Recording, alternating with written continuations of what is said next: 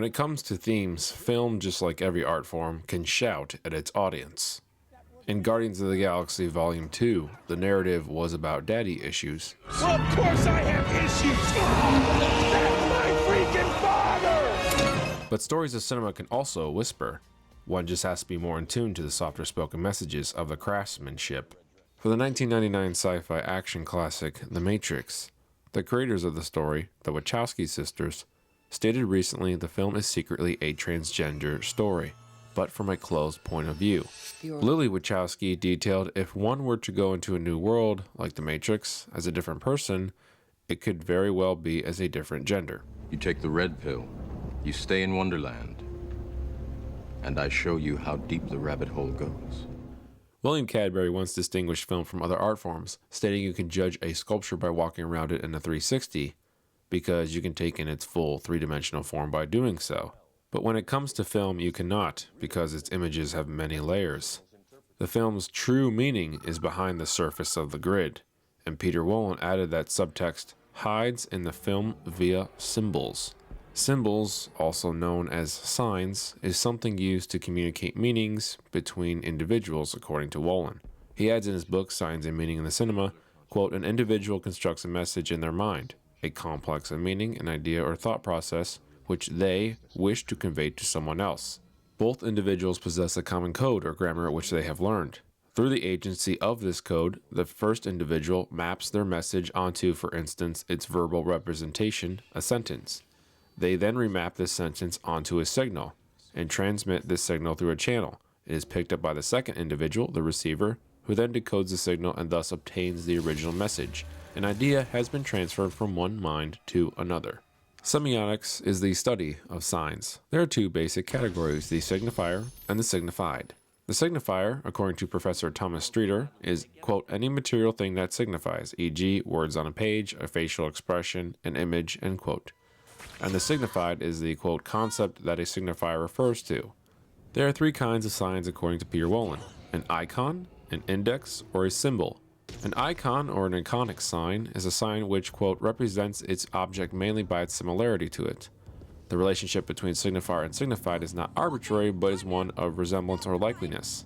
An icon or an iconic sign is a sign which, quote, represents its object mainly by its similarity to it. The relationship between signifier and signified is not arbitrary, but is one of resemblance or likeness. Thus, for instance, the portrait of a man resembles him. An index or indexical sign is a sign by virtue of an existential bond between itself and its object. An example is seeing a bow-legged man in corduroys, gaiters, and a jacket are probably indicators that he is a jockey. Another example could be that a sundial or clock indicates the time of day. Lastly, the symbolic sign eludes the individual will. You can write down the word star, but that does not make you the creator of the word, nor if you erase it have you destroyed the word. The word lives in the minds of those who use it. A symbolic sign demands neither resemblance to its object nor any existential bond with it. It is conventional and has the force of a law. Semiotics as a concept is nothing new. In 426 AD, St. Augustine of Hippos, in Book 3 of his On Christian Teaching, discussed the meaning of an aged tree. Is it a literal object of the plant or a symbol of a long life? The simplest breakdown of signs are denotation and connotation. Denotation is the first level, the surface meaning of a word. A red rose means a flower. Connotation is the second level, or cultural meanings that signify something. A red rose doesn't just mean a flower. It means love and or passion. Gilbert Hartman wrote when it comes to these semiotic models in cinema, quote, connotation is secondary in the sense that it is not directly presented by the basic materials of the film in the way that the denotation or plot is. Connotation is, in fact, partly indicated by denotation. What happens in film has a certain significance given the way it is presented. This significance is connotation. The connotation is what is signified by a sign when the sign combines aspects of the basic materials of the film and the story that those aspects denote. Christian Metz wrote in The Imaginary Signifier that the word Bordeaux has an unconscious association with wine because of the denotation of the exported product from the city. Metz also noted that if a story's character is, quote, endowed with some peculiarity, a little detailed behavior, appearance, etc., which we notice regularly accompanies their presence on screen or on the soundtrack, sometimes to the point of actually represented more or less replacing them, becoming a characteristic simply by virtue of being their constant escort. In Jaws, an example of this is obviously the shark's two-chord brilliantly designed by composer John Williams. There are other significant arrangements when it comes to cinema and semiotics that lurk under the surface, like costuming. For the genesis of the Western genre, the standard was having the sheriff wear white and the outlaw in black. This generic symbolism became the common motif. However, as time progresses, so do syntactic elements. In Michael Mann's 2004 crime thriller Collateral, Tom Cruise's villainous Vincent character is dressed in a gray suit, not a black one. Those who make films will dress characters to externally represent themselves from their inner psyche. Metz discussed how major a role of aesthetics play into signifying an atmosphere. He noted in American gangster movies that slick pavement on the waterfront distills an impression of anxiety and hardness, significant of the connotation. The scene represented dimly lit, deserted wharves with stacks of crates and overhead cranes, the significant of denotation, and the technique of shooting which is dependent on the effects of lighting in order to produce a certain picture of the docks, signifier of denotation, converge to form the signifier of connotation. The same scene filmed in a different light would produce a different impression, and so would the same technique used on a different subject, for example, a child's smiling face. Film aestheticians have often remarked that filmic effects must not be, quote, gratuitous, but must remain subordinate to the plot. This is another way of saying that the significant of the connotation can establish itself when the corresponding signifier brings into play both the signifier and the significant of the denotation. Writer Kivien Bey brilliantly psychoanalyzed the usage of color of the fantastic action spectacle from 2014, John Wick. He noted the usage of the colors gold, blue, and red. Gold represented hope for John and escape from his past. His friend Marcus was usually sporting the color, and if he wasn't, he was externally bathed in the chroma in an environment. John's beagle puppy also had these same aesthetics, wearing a gold tag. The color is also represented in his wife's bracelet, and in the color palette of the Mustang runway scene as he blows off steam. John himself is usually represented by the color blue. In his old past, the villains of the Red Circle are represented by the color red and usually sport crimson-hued shirts. In the big midpoint club fight scene, Kivien notes John enters a Red Circle occupied territory bathed in red light. After a kill of a bodyguard, the light transitions to blue. The dominance hierarchy is now flipped in the boogeyman's favor. Nice work, Kivien. Lastly, as John continually takes down evil guards in red tunics, he gets shot by the smartest alpha bouncer and takes cover. The light is no longer blue, but purple, which is the obvious mixture result of red and blue. As the hand fighting starts to favor the head guard, the light switches to red, and then as John fights back, the light returns to purple. William Cadbury noted that, quote, connotations of the words for objects come from the way those appear in human existence. Signs are different for each individual because each individual's background differs. Metz argued that symbolisms and connotations of assorted kinds, quote, attach themselves to objects or to relationships between objects outside of films, that is to say, in culture. Culturally, films mean different things to different people. A viewer's judgment of beauty, according to Thomas Streeter, is, quote, sensory, emotional, and intellectual all at once. And there are two concepts of value, aesthetics and taste. Aesthetics is the study of principles of appreciating beauty, especially in art. Taste, according to Streeter, is the result of, quote, an education process and awareness of elite cultural values learned through exposure to mass culture. And added examples from French sociologist Pierre Bourdieu and how he examined the elite society, defining, quote, the aesthetic values like taste, and how varying levels of exposure of these values can result in variations by class, cultural background, and education. These aesthetic judgments can be conditioned culturally.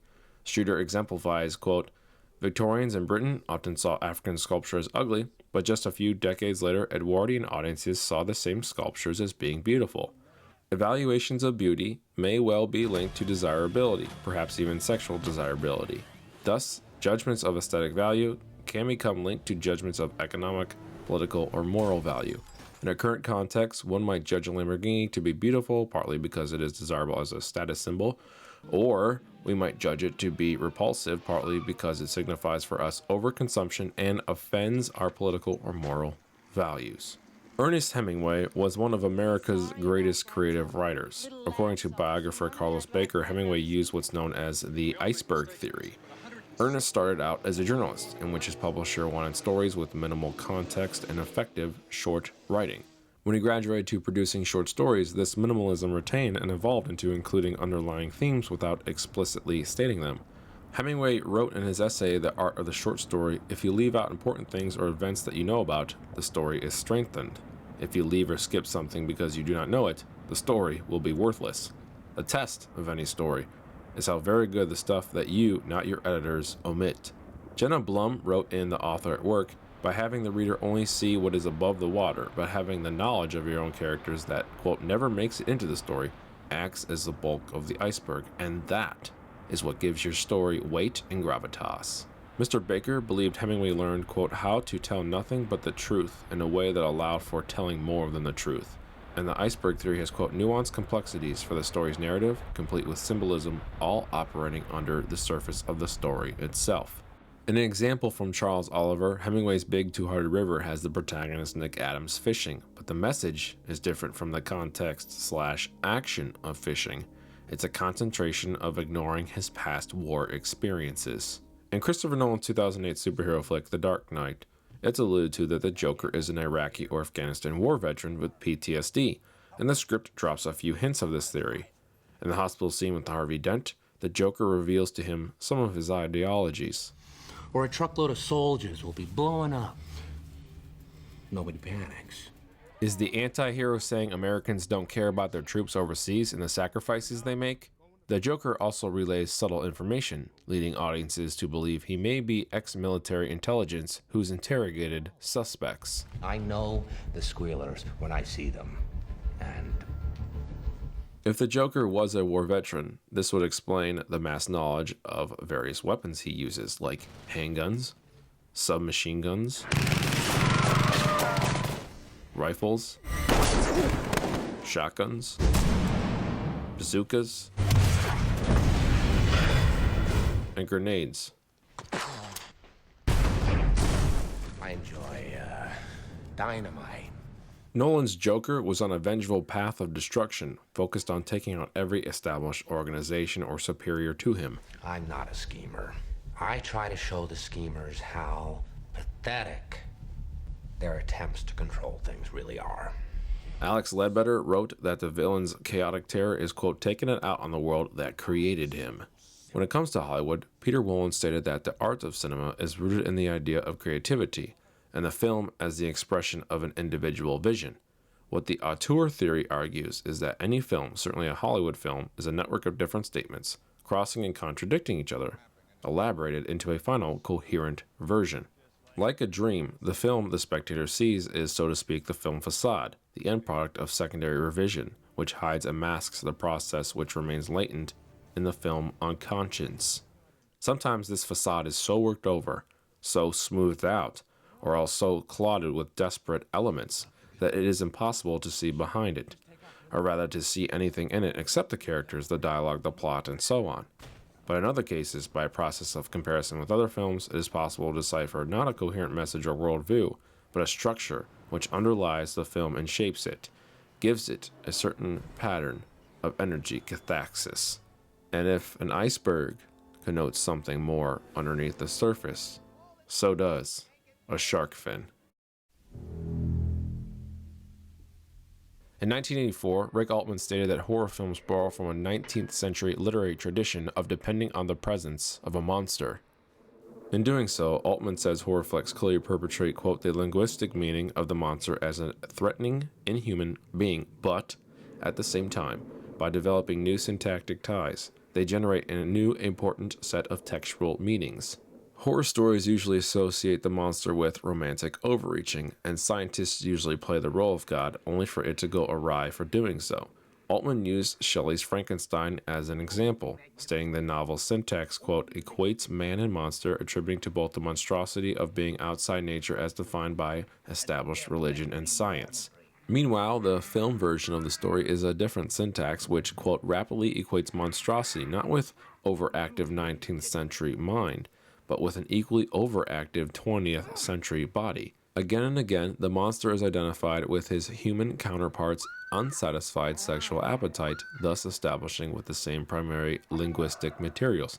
The monster fear, the chase, death, entirely new textual meanings which are phallic rather than scientific in nature. So, what does the 450 million year old killing machine represent in Jaws? Amusingly enough, for as much money as it made, and how much the film changed the landscape of Hollywood, the shark in Jaws represents old technology. And not only does that have to be destroyed, but also the rest of its primitive representations, Quint and his boat, the Orca. The audience is first introduced to Sam Quint, a grizzled sea fisherman whose asking price is high, and the head government of Amity doesn't budge until a cataclysmic Independence Day event. Quint uses age-old technology to capture his prey. He explains his system of barrels to Brody. See what I do, Chief, is I trick him to the surface, and I jab at him.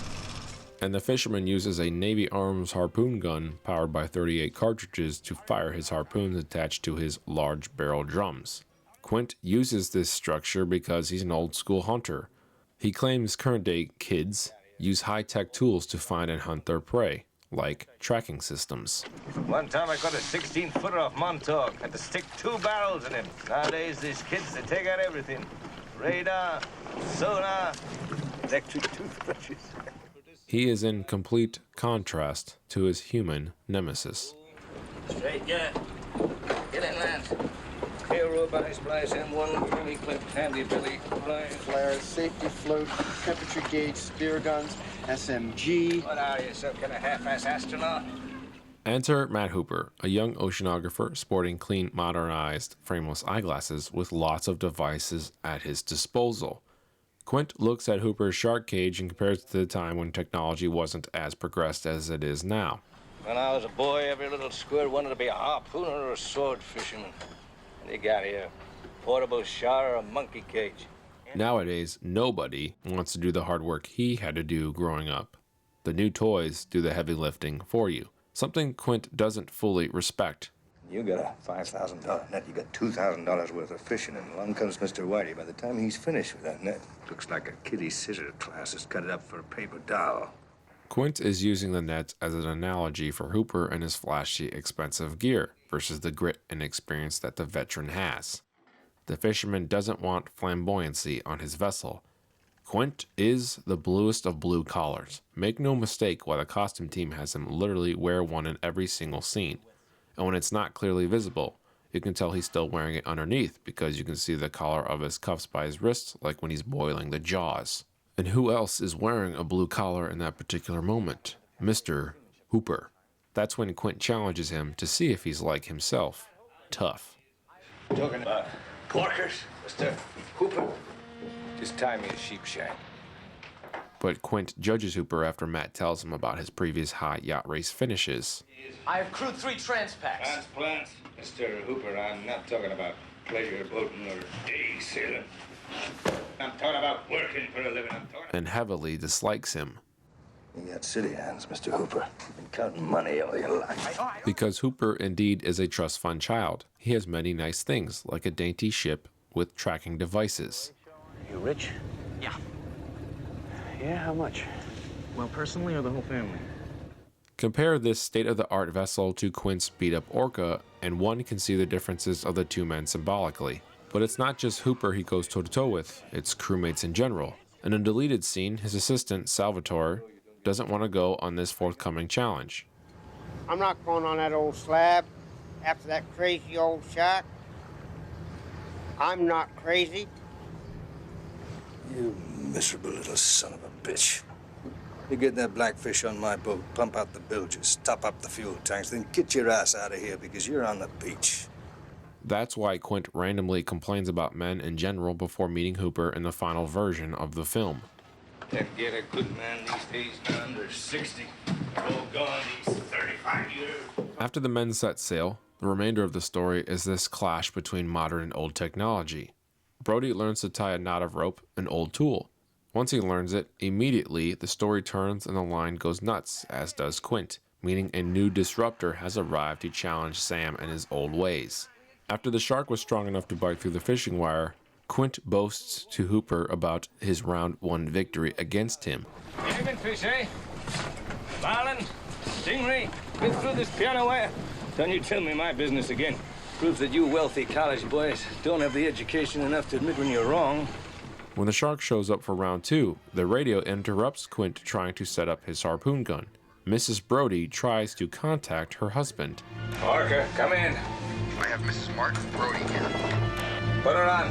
Only for the fisherman to blurb out a long-winded answer with no pauses or breaks, and hangs up the microphone. Your husband's all right, Mrs. Brody. He's fishing. He just got a couple of stripers. We'll bring him in for dinner. We won't be long. We haven't seen anything yet. Order out. Quint not only dislikes other men, but females as well. When loading up the Orca to ship out, the captain yells at Hooper after he screws up, then also takes it out on women after seeing Mrs. Brody with Martin on the dock. Goddamn women today, they can't handle nothing. Young girls is quite smart, like their grandmothers were. Later in the film, the shark surfaces again, and Brody, instead of giving a direct helping hand to Quint, attempts to radio the mainland. Quint is sick of this box of advanced technology and destroys it. Back to round 2. After Quint slams down the receiver to Ellen, he's ready to murder the creature. However, Hooper leaves to retrieve a few of his tech goodies. He grabs a small beacon that emits a flashing light to track the barrel, and ponders telling Quint about the shark poison he possesses. Getting yelled at by Quint, Hooper leaves to the bow, and ties off the neo flasher in time for the barrel to bolt off the deck and into the water. But because he left the bow and delayed a better harpoon shot getting off, the already low lack of trust Quint has for him diminishes further. However, the next scene is a monster and a small tide-turner for the conflict of Hooper and Quint, and it's arguably the best monologue in cinema history, the Indianapolis Speech. Jaws has interesting parallels to Ernest Hemingway's 1952 novel, The Old Man in the Sea. An old fisherman, Santiago, has a young friend named Manolin, as an apprentice of sorts. They both play off of one another. Manolin is full of youthful energy, and Santiago not only has wisdom of fishing from Manolin, but stories of baseball, since he loves the sport. In Jaws, both Hooper and Quint are in the same area of zoology for personal reasons. Hooper is because a thresher attacked his boat years prior, which this particular story also foreshadows the conclusion. And Quint is because, in a way, it's revenge for the USS Indianapolis disaster he was a part of in the war.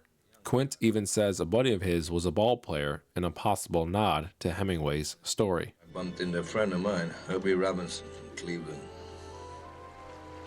Baseball player. This speech also gives insight on Quint as a person and his ideologies. His hatred for technology started at this event. Japanese submarine slammed 2 torpedoes into our side, Chief. It was coming back from the island of Tinian to Lady, just delivered the bomb, the Hiroshima bomb. He almost died, not just because he was delivering a cutting-edge atomic bomb, but by the torpedoes from an enemy submarine, also advanced warfare. Then, when the ancient predators of the sea come for a free lunch, Quint decides to hunt them for the rest of his life in revenge. Very first light, Chief. Sharks come cruising. The pounding and the hollering, they all come in, they rip you to pieces.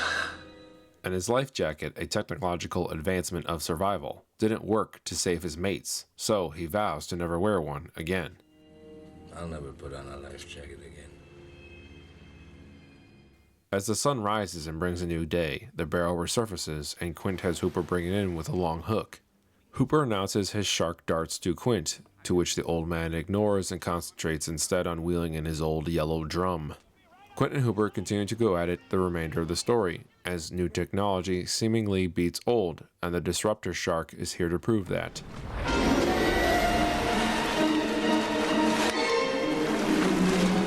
The fish almost baited the boys into dinner. After Quint destroys the radio and doesn't need help to take down the beast, he shoots the shark with another barrel, so the animal now has 2 attached to its body. Brody tries shooting the animal, but it doesn't work, considering he needs more tech to defeat it later in the story. This next moment is what solidifies the story and the purposes of all 3 men on this journey. Brody tells Hooper, "Well, why don't we start leading the shark into shore instead of him leading us out to sea?" Both men then look at Quint manning the boat. Hooper's purpose is to drive the vessel when Quint is shooting, but Quint never ends up gunning down the shark. Brody does. So Quint is useless in this story, and in the end is the one that must go. The shark hunter tells the boys to grab a couple of poles and reel in the barrels of his. They tie the 2 drums to the stern cleats of the ship, and the shark drags the line, almost drowning the boat. Quint shoots and gets a 3rd barrel on the shark, yet the monster still goes under the surface. Trying to go under! Tell you he can with 3 barrels on him, not with 3 he can. The animal proves Quint wrong again and shows that old technology cannot win out.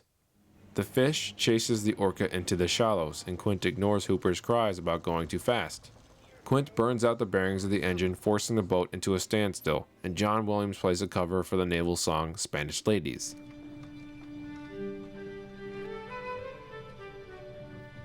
This song is from the British Navy as they aided Spanish rebels in a fight against French revolutionaries. As they left the country in southwestern Europe, they cried their goodbyes to their Spanish lovers and children they had to leave behind. This ballad could have been chosen because it's analogous to old technology being expunged in the story of Jaws. There was an essay in 1841 that Ralph Waldo Emerson wrote titled Self-Reliance. In it, Emerson stated the need for individuals to afford conformity, like bypassing religious institutions and visits to your family and neighbors, citing them as a distraction. He suggests instead to search within oneself for truth, to grow as an individual. Herman Melville's Moby Dick is seen as a critique of this essay, showing the destruction of Ahab's extreme selfishness. Richard Chase detailed the world of the captains having, quote, no existence apart from the all-sufficient self, in turn causing Ahab's death, not just physical but, quote, spiritual and emotional as well. Since it's Quint's fault that the boat, as well as having the inability to radio in for help, a tide changes in the story slightly. Quint arcs and gives in on using Hooper's toys. Hooper, what exactly can you do with these things of yours? Perhaps that educated kid can be of use, not just shepherding the ship. All 3 men set up the steel enclosure, and Quint even helps Hooper with his scuba gear, grabbing his arm and supporting him as he lowers the youth into the pen. Now, one could say at this point, well, if the film is about modern technology besting old, why doesn't Hooper successfully defeat the shark in the cage with the dart? Because it's not Hooper's story, it's Brody's. The cage ends up saving Hooper's life, as well as the technological advancement of oxygen tanks, which is the biggest factor in the plotting. On their first day at sea, Hooper brings on compressed air, to which Brody almost blows up everybody by accident. You screw around with these tanks and they're gonna blow up. Yeah, that's real fine, expensive gear you brought out here, Mr. Hooper. Even earlier in the story, the oxygen tanks were foreshadowing the climax by having Brody flip through a shark book and seeing a tiger shark chomp on what appears to be a can of compressed air. The oxygen tank symbolism is not by accident in the film, it's by design. A subtle Chekhov's gun, if you will. Back to the climax. The shark hurls itself onto the boat and leans the vessel towards its chomping mouth. Quint has a steady grip and is safe until something runs over his hand, forcing him to lose his grasp. It's an extra oxygen tank. Quint screams in pain and falls towards the jaws of the predator and attempts to kill it with his machete. Since this long blade is an ancient weapon, you cannot kill the old creature with it. You must need something modernized to do so. Because Quint is too much like Ahab from Moby Dick, he too dies a horrific death. Brody then fights for his life. He tries to use a long spear, but that also is not good enough to defeat the killing machine. He needs something better, something modern. He sees the tank and shoves it in the shark's mouth, and later shoots it, blowing up the shark to pieces. Hooper is alive and resurfaces, and the 2 paddle to shore. The story is complete. Out with the old, and in with the new. Which brings in a second possible level of allegory for Jaws, Martin Brody representing the director, Steven Spielberg. Brody is brought on from a different city, and it's his first season on the job. It's your first summer, you know. What does that mean? Jaws was Spielberg's first major motion picture release, and the film's production delays, over 100 days of shooting, more than double than scheduled, and studio fears of failure are well documented. If Spielberg is Brody, the chief is afraid of drowning, which could subtextually represent Steven's career if Jaws wasn't going to be a hit. Martin hates water. Martin sits in his car when we go on the ferry to the mainland. I guess it's a childhood thing. There's a clinical name for it, isn't there? Drowning. The clinical word Ellen was searching for was PTSD. Brody's terror is so big that he grabs a pistol after the shark attacks the boat at night, and Hooper calms him down. He's not about to drown on this journey. He's going to protect himself at all costs, and he feels safe with his blaster drawn. However, Steven's worries were ultimately put to rest as he made one of the biggest films of all time that changed the industry forever. If the chief is the king of entertainment, then the shark could be an analogy for Hollywood or the old system of Hollywood. This is amplified in Hooper's speech to the mayor about how powerful the shark is. What we are dealing with here is a perfect engine, an eating machine. It's really a miracle of evolution. Hollywood, before Spielberg entered the scene, was a quite different atmosphere. Studios churned out stories with big stars attached, hiring these actors to long-term contracts, and had no real high-concept plots to their films. Then the system started to change. It went from silent movies to talkies, black and white film stock to color. It survived wars and then evolved further. Independent films and distributors arrived. Film censorship laws dissipated. Then came along the movie brats, dubbed by Michael Pye and Linda Miles, a band of grads from Southern California and New York colleges who greatly changed Hollywood past a point of no return. Francis Ford Coppola, 3 years prior to Jaws, made one of the greatest acclaimed movies ever in The Godfather, in which its story was a changing of the guard from an elderly mob boss to his son with a fresh young face. In 1977, George Lucas created the second highest grossing film of all time, adjusted for inflation, where a prodigy takes down a monstrous killer space station with little help. Martin Scorsese produced the anti-authoritative Taxi Driver and King of Comedy, portraying the protagonists being heroes in their own minds. Brian De Palma adapted Stephen King's successful horror novel of a loner girl who goes bonkers on her cynics via her special powers. All these men knew one another, and all these men helped one another. According to Indie Film Hustle, George Lucas shot the second unit for The Godfather. Scorsese asked for input from Spielberg for Taxi Driver, and Brian De Palma helped rewrite the Star Wars iconic opening crawl. These men were new, modern technology, fresh out of school, ready to take over and show the world their talents. Christian Science Monitor dubbed them in 1983, high tech, high art, and high profits. Hollywood outsiders no longeth, but the standard of cinema, and the bar to reach until this very day. These brothers, arriving out of university, had their own stories to tell, but before the movie brats saw the future, they first looked into the past. In the backstory of Jaws, Martin Brody was a former New York lawman before taking the job as chief of police in Amity. In the climax, he has to pull off a ridiculously hard shot. His object of a tank is submerged, is a long distance away, and is moving fast towards him as he lays on a mast, rocking both sideways and submerging as time progresses.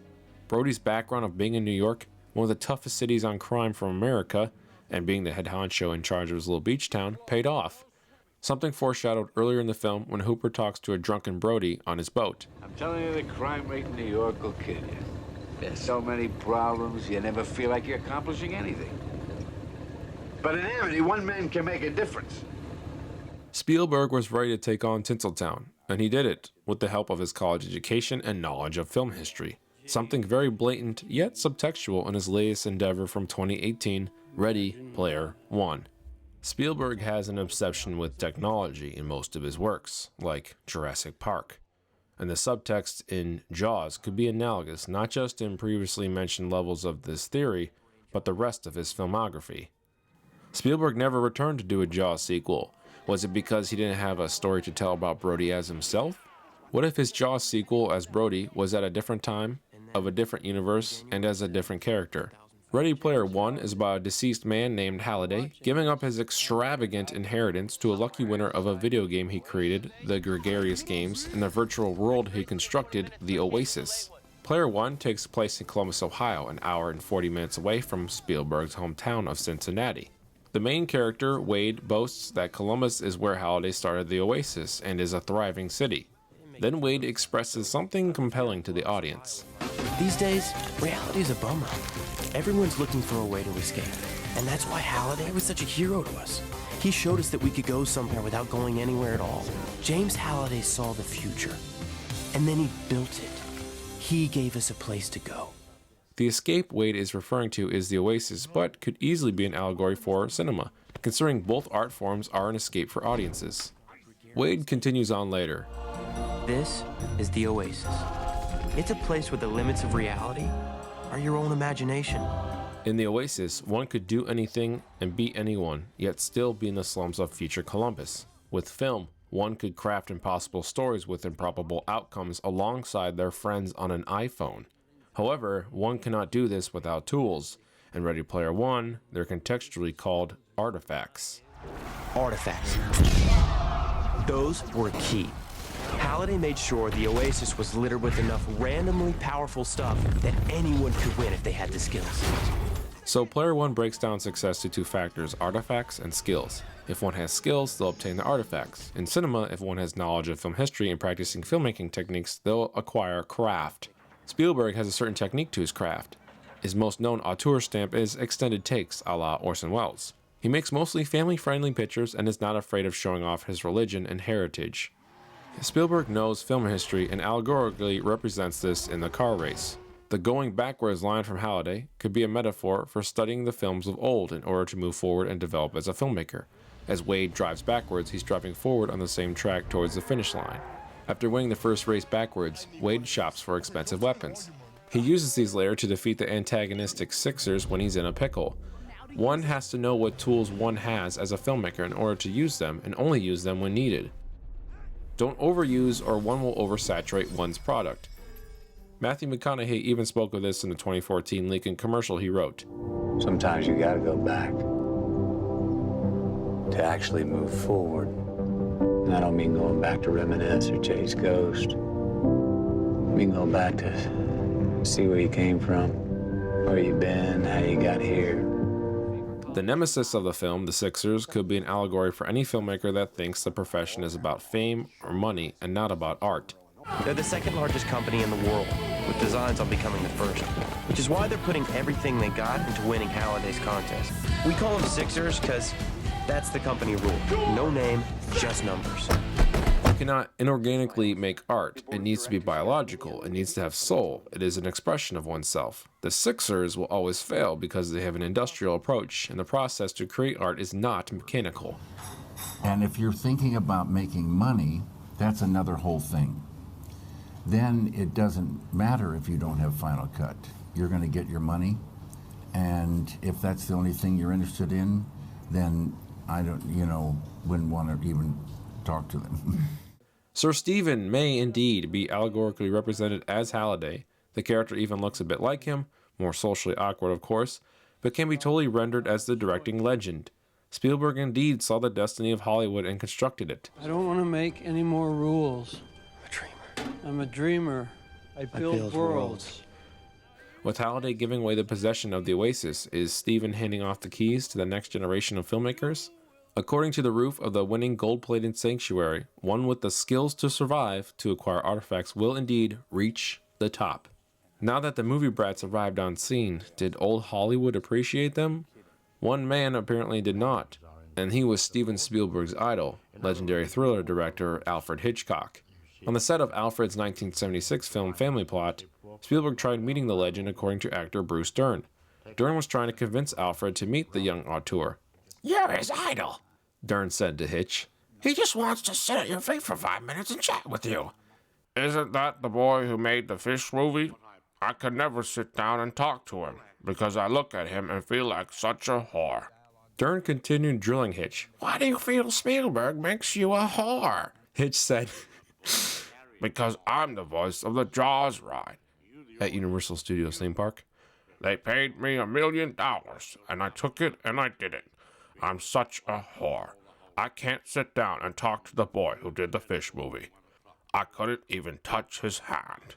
It's then claimed that Hitchcock had Spielberg thrown off the set by a crew member. So was it that Hitchcock saw his way out of the industry and the movie brats were holding the door and Hitchcock didn't walk through it? Or was there something more? Not only did Spielberg try to meet Alfred in 1976, but also 9 years prior to Jaws in 1966, on the set of Hitchcock's Torn Curtain, in which Spielberg was also unsuccessful. So, was Bruce the Shark a possible allegory, not just for old Hollywood?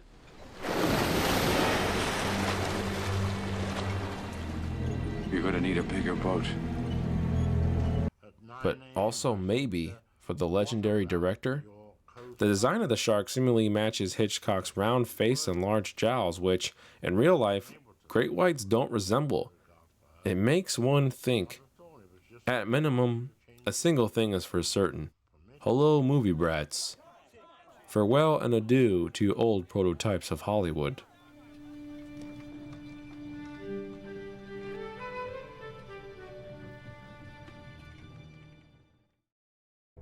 Thank you for watching another episode of Cinema Series. I'm your host, Matthew. You may follow me on social media at Michael Man on Facebook, Instagram, and Twitter. You can support the channel fiscally by donating in the tip jar down below, buying something from the Amazon store affiliate link page, or buying a t-shirt from the t-shirt shop that I personally have created. They're pretty cool. You don't have to do any of that stuff. You can do free stuff. You can click the like button. You can leave a comment down below. By leaving a comment, participating in the discourse, I guess, boosts popularity and puts my video in more feeds. I have no idea how the YouTube algorithm works, but apparently leave a comment down below. That's what everyone tells you to do. People tell you to subscribe. You gotta get that click play button. I don't care about click play buttons. What I care about is information. I'll have to text those people later.